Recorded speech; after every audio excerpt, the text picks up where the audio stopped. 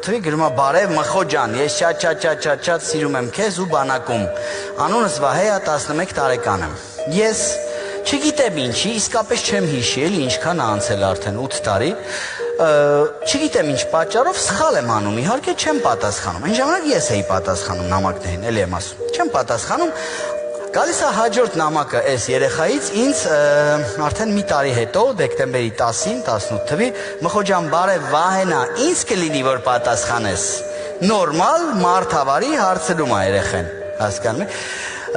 Էլի չեմ պատասխանում ես նագլիս, չգիտեմ էլի ինչի, չեմ կարող ասեմ։ Զբաղված եմ, խառն եմ, թե ալարում եմ, էական չի։ Հաջորդ նամակը ինձ գալիս է 21 թվին արդեն, 3 տարի հետո, 18 հոկտեմբեր, Մխո ոնց ես իմ աղբերս, սաղ նայում եմ հումորները որ պատասխանես կուրախանամ, մարդի տղեն հուշում է, որ պատասխանես, կուրախանամ, արա ինչ է քեզնից գնում, մի երկու բառ պատասխանի, ոնց տեսնում եք մենակ